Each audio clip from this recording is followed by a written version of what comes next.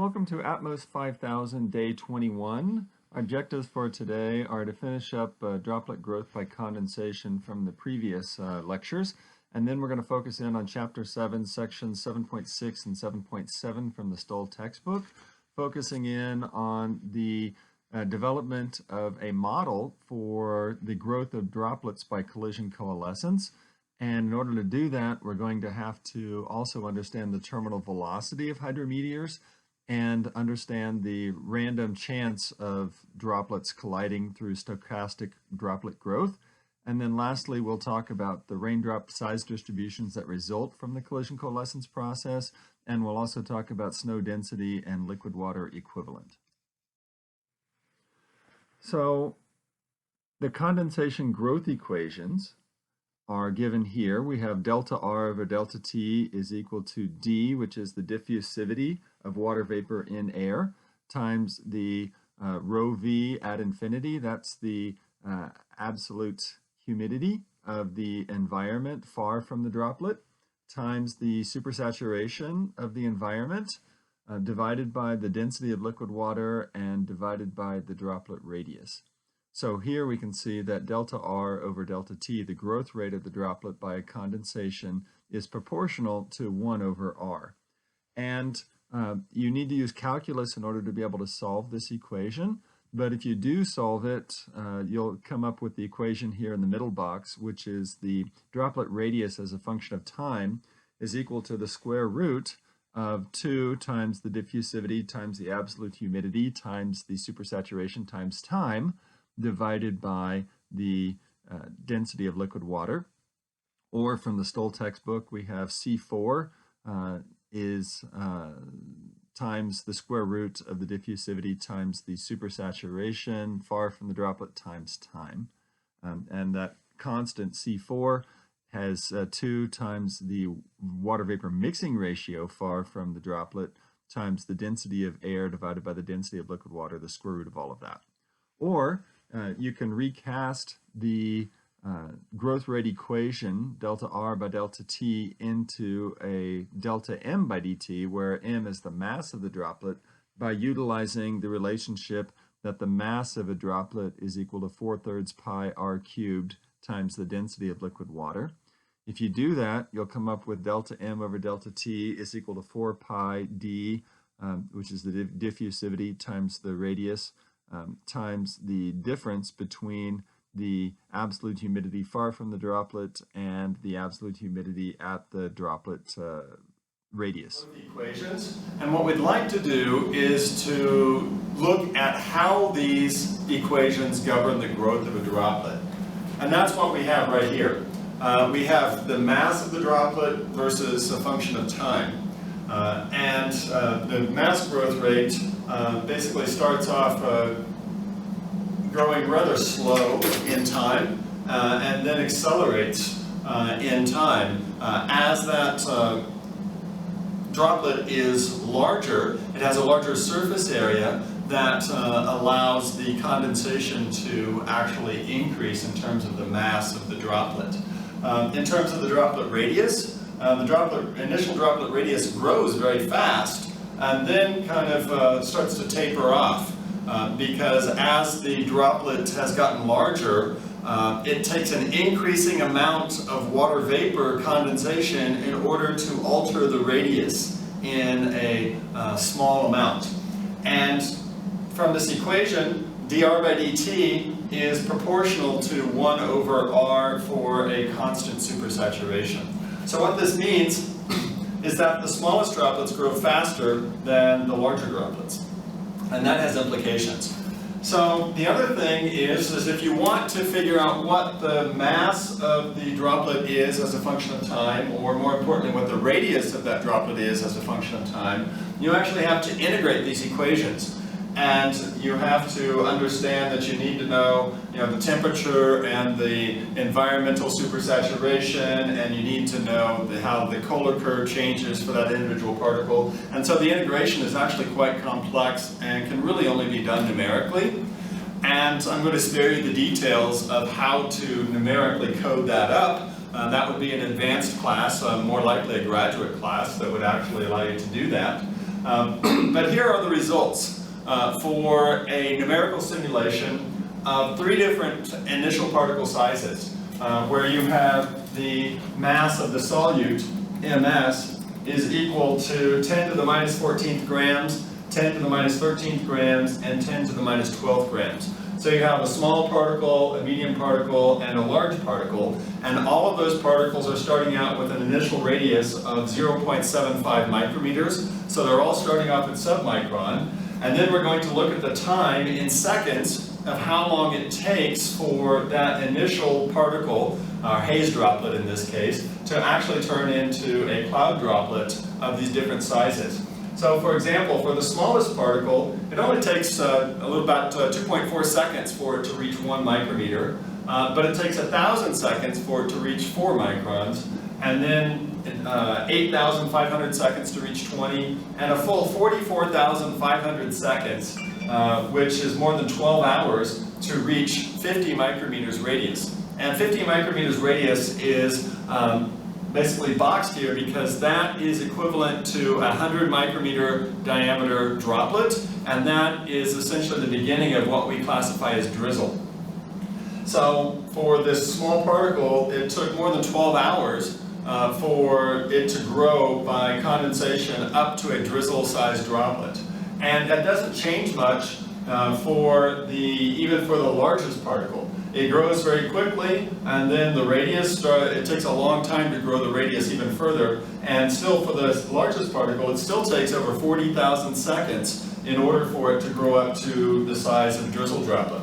And so the net results of these growth by condensation equations is that this growth mechanism is just too slow in most instances to create drizzle droplets in a reasonable amount of time. About the only clouds that could, in fact, grow by this mechanism would be a long-lived stratus deck, where the cloud persists for more than 12 hours. You might actually be able to get drizzle out of that droplet, out of that cloud layer, if it was just growing by condensation, but that cloud layer would have to persist for a very long period of time, and that's not the way clouds normally are in the atmosphere. And the second thing about this growth equations are that the growth rate dr by dt is proportional to 1 over r, and that favors the growth of the smaller droplets, and the larger droplets are growing are not growing as fast. And what that does is it kind of creates a monomodal size distribution, where all of the initial cloud droplets are actually approaching the same size. And that has implications when we start talking about the collision coalescence mechanism, which will be the subject of the next lecture. So let's summarize how these CCN particles grow into cloud droplets. Well, initially, all of them that are activated will grow by condensation of water vapor, and that requires a relative humidity greater than 100%. And in order to become an activated cloud droplet, the Kohler curve in each individual particle would have to, the environmental supersaturation would have to exceed the critical supersaturation for that particle. At first, you have quick growth in terms of the radius, but eventually the radius growth rate slows down. And the net result is that it creates a monodispersed droplet size distribution where all the cloud droplets are similar in size. And unfortunately, this cannot create raindrop size droplets in reasonable times. So how fast do cloud and rain droplets fall? Well, we know that these droplets are all pulled downward by gravity, and air resistance slows the droplets. And when these forces equal one another, we define that as the terminal velocity of the droplet. And for the cloud droplets, the drag force is described mathematically by Stokes drag. And then the other thing that we'll find out is once we determine the fall velocity of the droplets as a function of size, it turns out that the large droplets do indeed fall faster than smaller droplets. In this lecture, we'll begin discussing the growth of a droplet by the collision coalescence mechanism. And what we have is inside a cloud, we actually have droplets of differing sizes. We talked last time about how the growth by condensation tends to create monomodal distributions, and there are processes that go on inside the cloud that tend to drive the size distribution to have different size droplets. One of those is random turbulence. Random turbulence, you can have two similar sized droplets run into one another, collide, coalesce into a larger droplet. Or you can also have slight differences in the fall velocity of those droplets. And if you have differences in the fall velocity, then the larger droplets will actually fall faster and will overtake the smaller droplets that have a smaller terminal velocity. And the result is that a larger droplet will sweep out a volume as it falls through the cloud. And what we want to do is we want to create a mathematical model to describe the growth of this collector droplet passing through a group of cloud droplets inside the cloud. And the things that we need to know to be able to construct that model are, we need to know the terminal velocity of the droplets as a function of radius. We need to know the liquid water content of the cloud. We need to know the collision efficiency. So what is the likelihood that a droplet falling, sweeping up this volume will actually physically collide with all of the droplets that are inside that volume. And then we need another coalescence efficiency.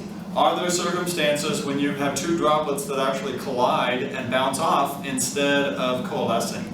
You might have seen this effect with soap bubbles. You can blow soap bubbles, and if you hit them at the right angle, they'll just bounce off of one another without actually coalescing.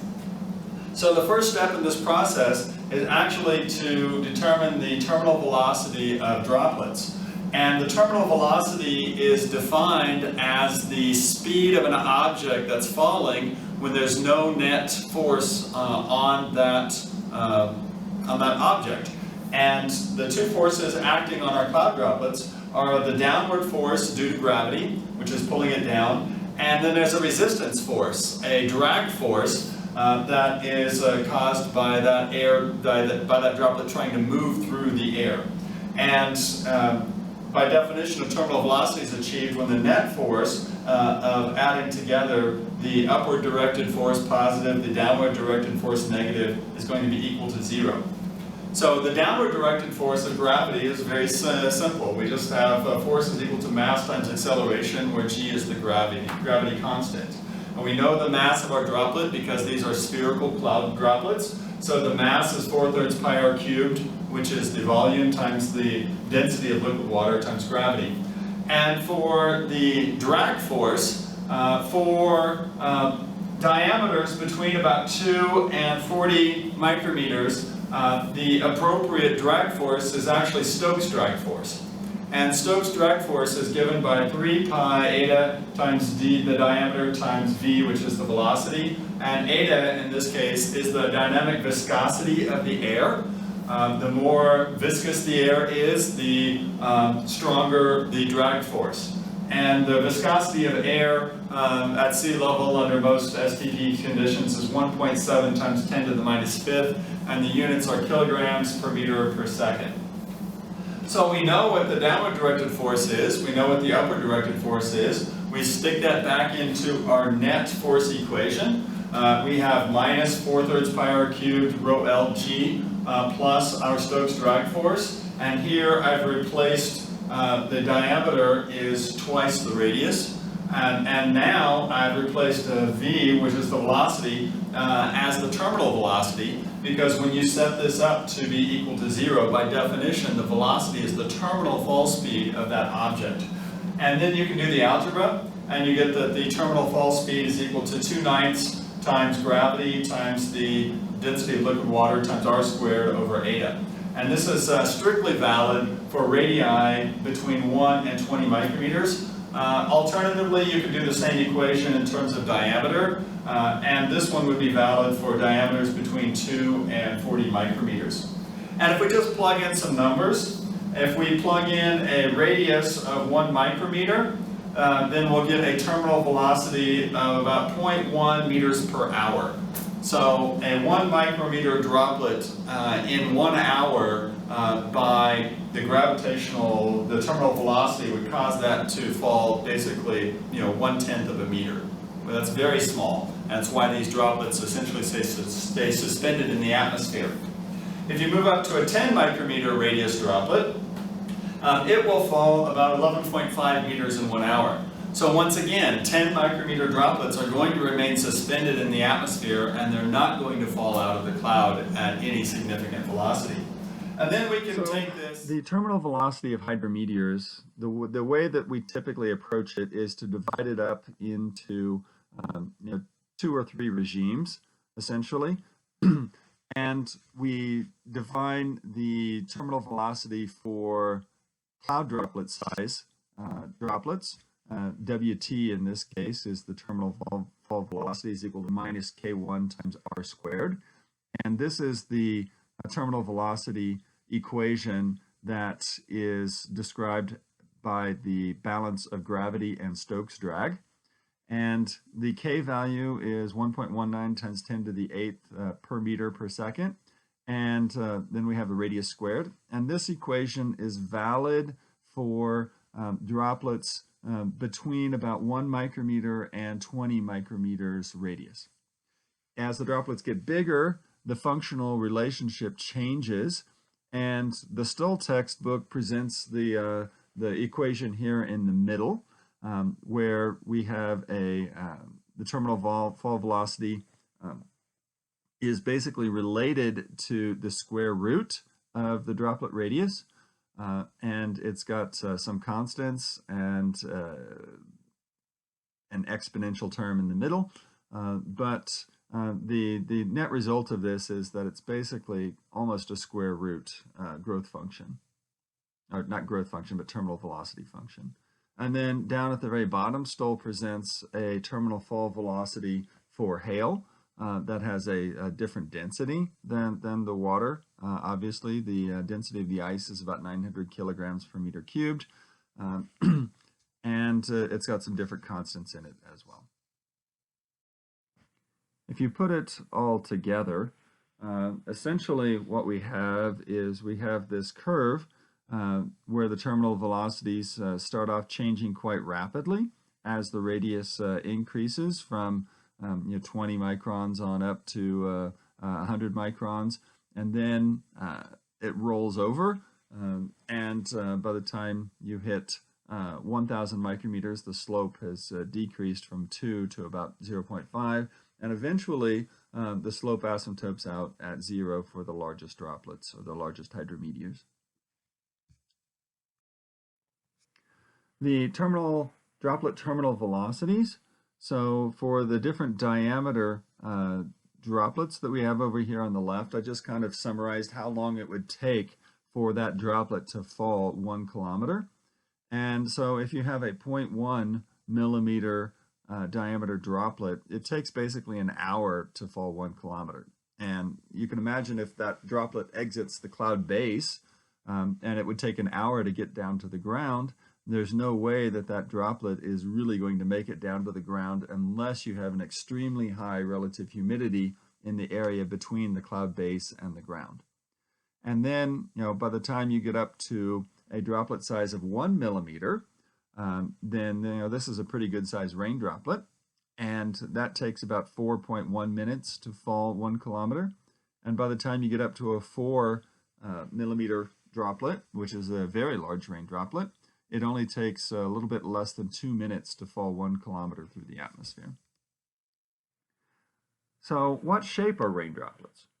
So I've got 3 options here, A, B, and C. A is spherical, B is a teardrop shape, and C is kind of a flattened sphere.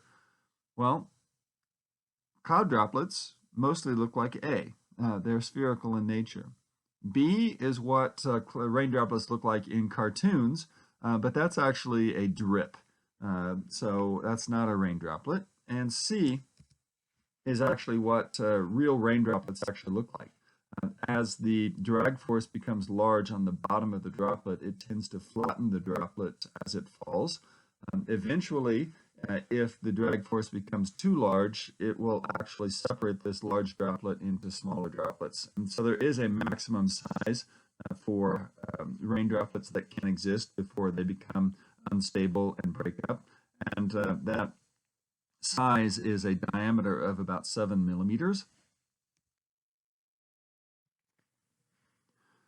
So what happens when we have both large and small droplets are present in the atmosphere and they have different fall velocities? Well, they're going to move around at different velocities and there are going to be collisions between these droplets.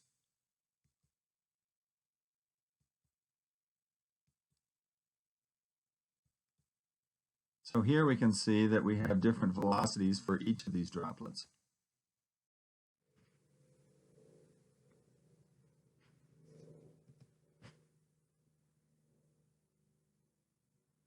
So as that larger droplet falls through the field of smaller droplets, it collects them and gains additional mass, and its radius grows, and it essentially turns into a hydrometeor that has a good chance of falling out of the cloud as a precipitation particle. We refer to this process as collision coalescence. In this lecture, we're going to introduce the growth of an individual rain droplet through the collision coalescence mechanism.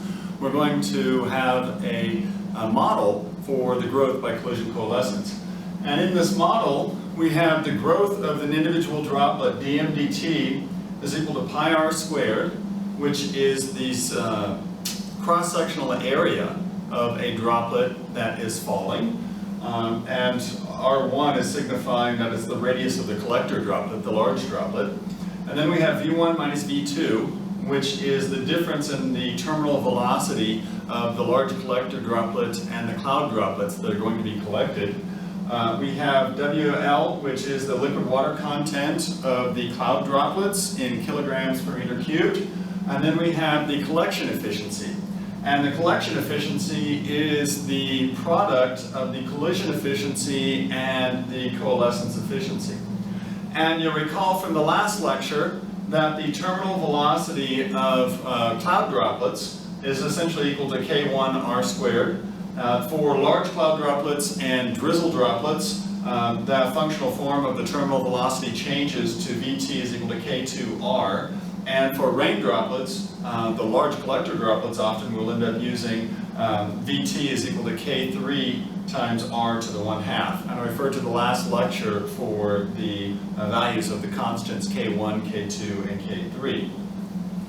So this is a pretty straightforward model. It's the cross-sectional area of your droplet that's falling. In this case, we have a droplet here, and it has a cross-sectional area as it's sweeping out this volume of pi r squared. We have the difference in the fall speed of the individual droplets. So the large droplet has a greater fall speed than the smaller droplets that are all moving downward, and the large droplet will overtake those at the rate that is the difference of the fall speeds. The liquid water content essentially defines the total mass of water that's available in a given volume for the cloud droplets that are being collected. And then we have the collection efficiency. And interestingly enough, the collection efficiency of a collector droplet does not equal 1. A collection efficiency would be 1 if the volume that were swept out by this collector droplet, if that collector droplet collected everything that was in that volume that was swept out. But that's not the case. For example, if you have a small droplet that's towards the center line of the droplet, then as that big droplet approaches, the small droplet will try and follow the streamlines to go around the droplet, but in this case, it was not able to do that, and it impinged on the large collector droplet. Likewise, a slightly larger droplet that's a little bit further away from the center line also impinged. And then we also had a large droplet out here, which doesn't follow the streamlines nearly as efficiently as the small droplets, and this droplet was actually captured as well because it hit the side of the collector droplet. When you have small droplets that are near the edge of the volume that are being swept out by the collector droplet, one of two interesting things can happen.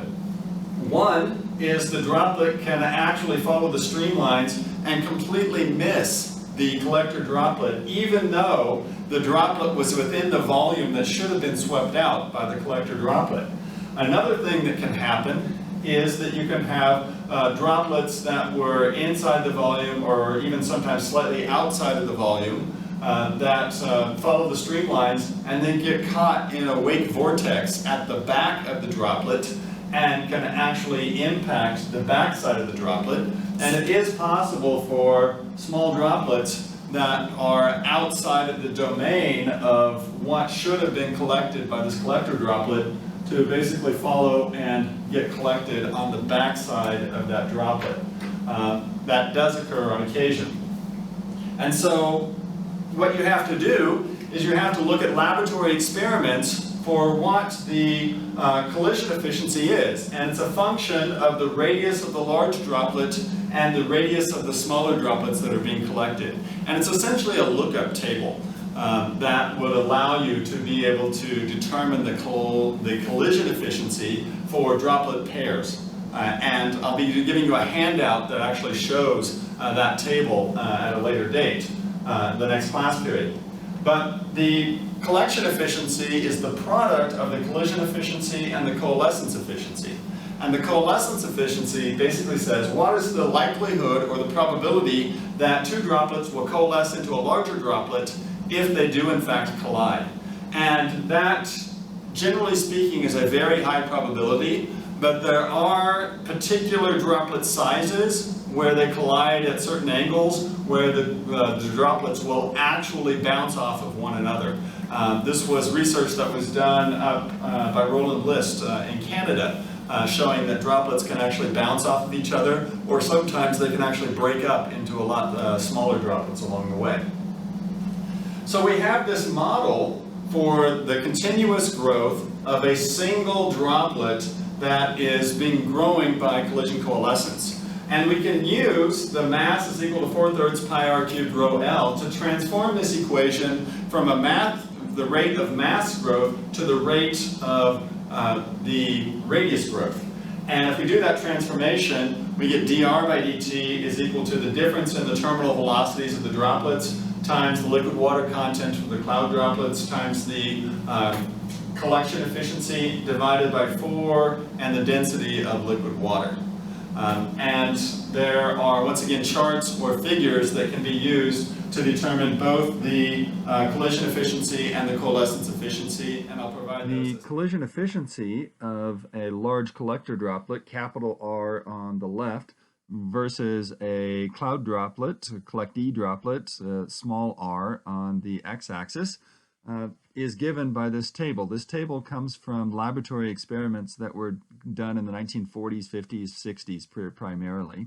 A lot of the work was done at UCLA.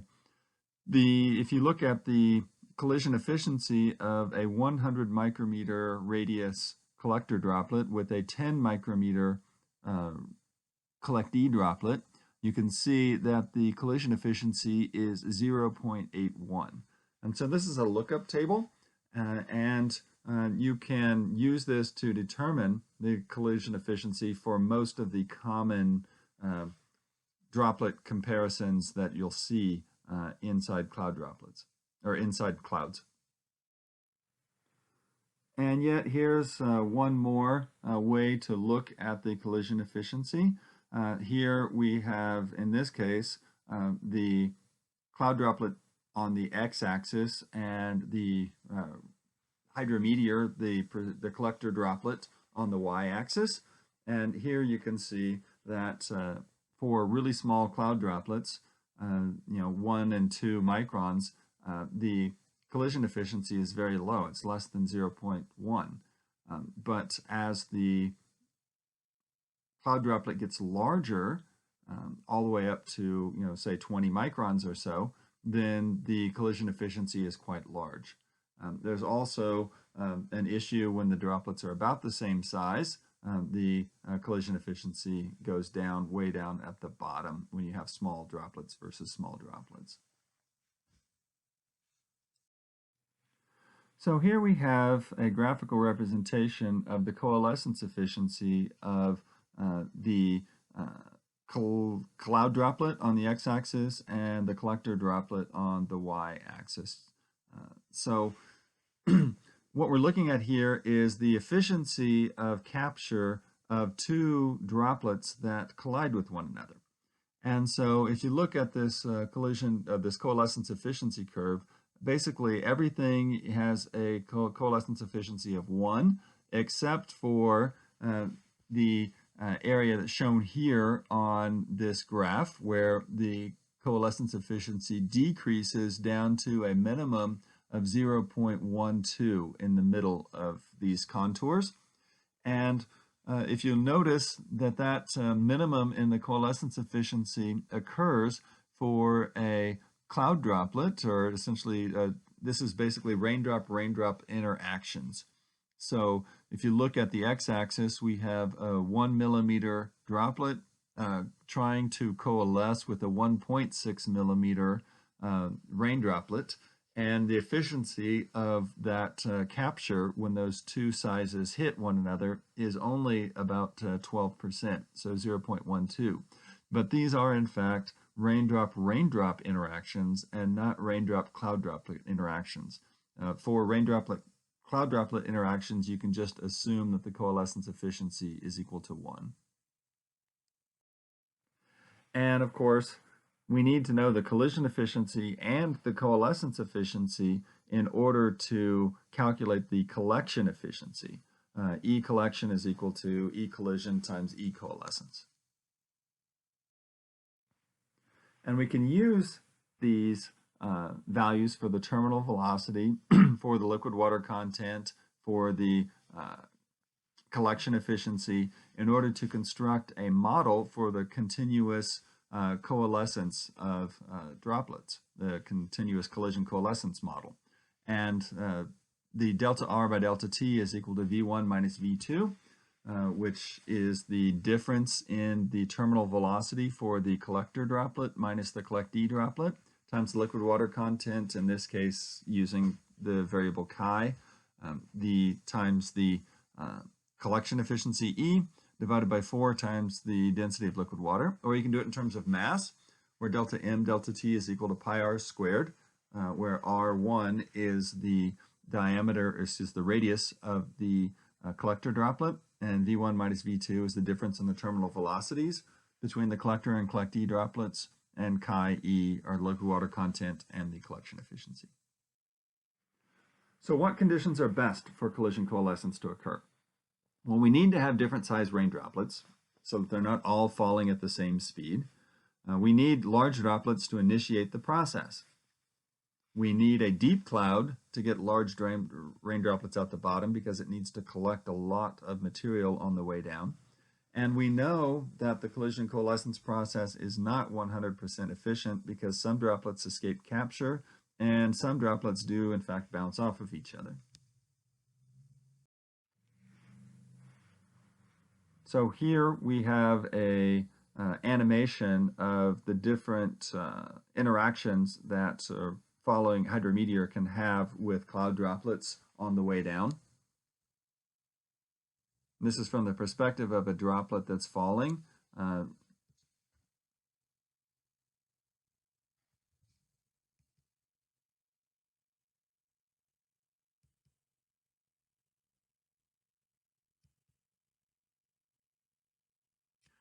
So we had capture of a small droplet, capture of a little bit larger droplet. We had a small droplet which escaped capture by following the streamlines around the large droplet. And then we had a raindrop interaction where they bounced off of one another. All of those are possible outcomes during a collision coalescence event. In this lecture, we're going to introduce a slightly different type of growth model.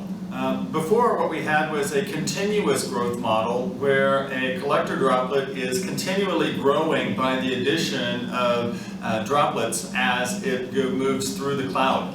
In this particular model, what we're going to do is we're going to say that the droplet growth is a result of a number of discrete capture events. And so we're going to talk about that as being the stochastic model. And the reason we want to talk about it this way is because of this graph right here, where we have radius on this axis and time on this axis. If you look at growth by condensation is initially very quick.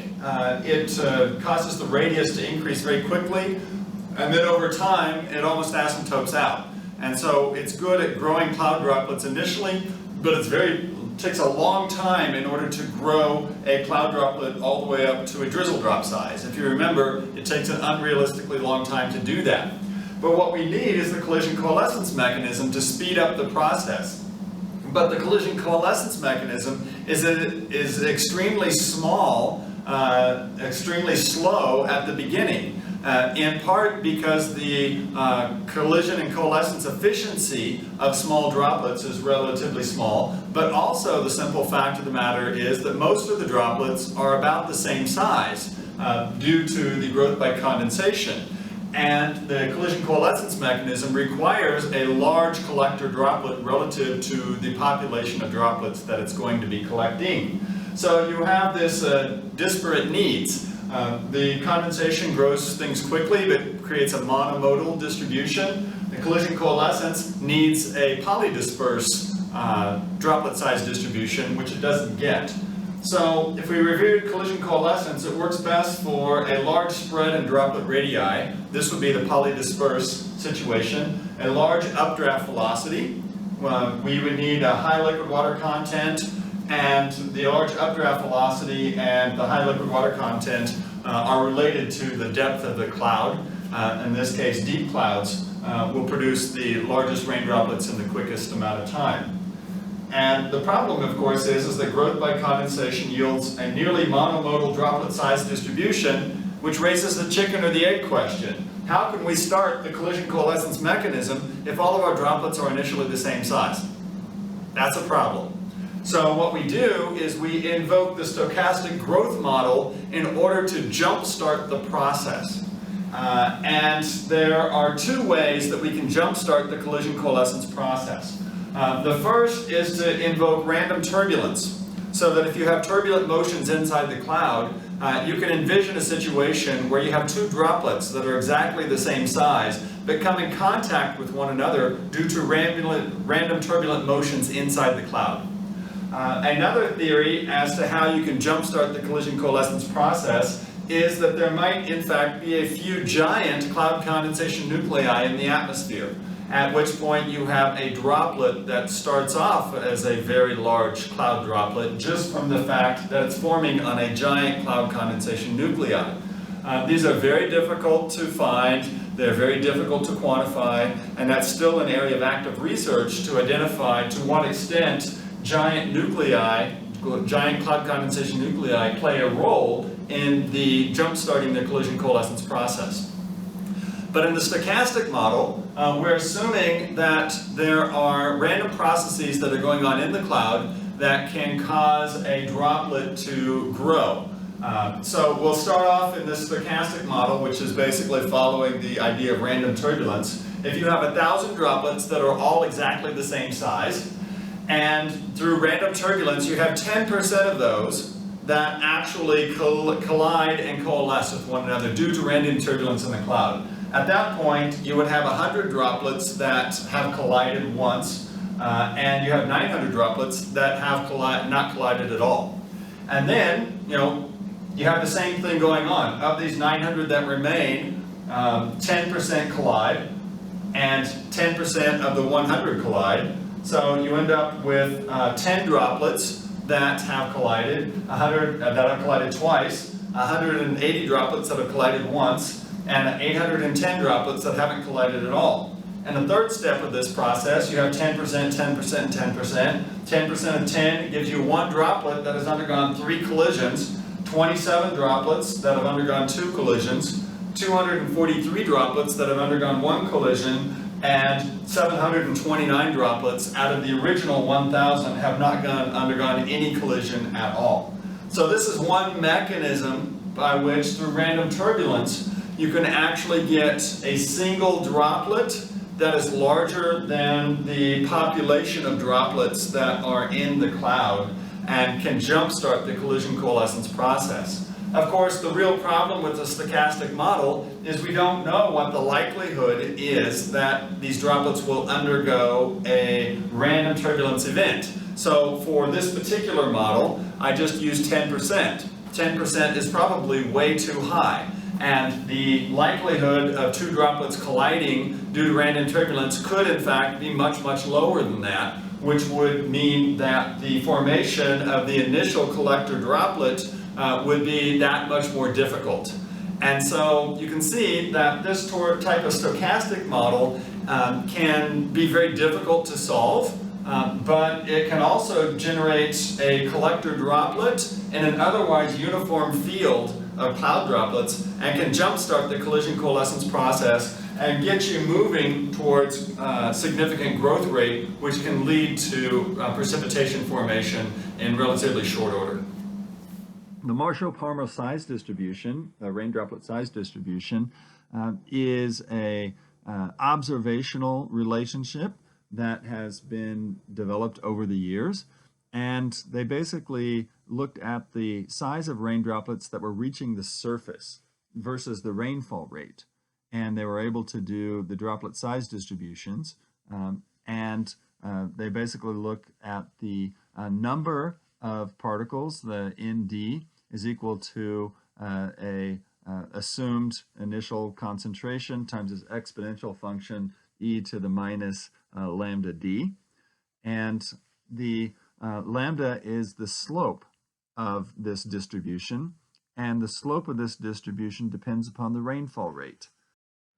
So basically Marshall and Palmer decided or found that the intercept of all of these different size distributions was fixed, but that the slope varied with the rainfall rate.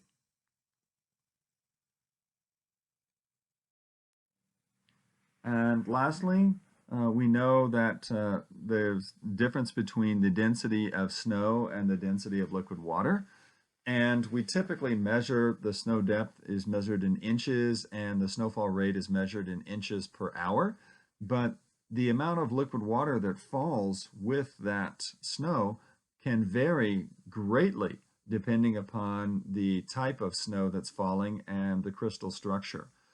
So if we are interested in trying to understand how much water is actually falling, we have to convert our snowfall rates into liquid water equivalent.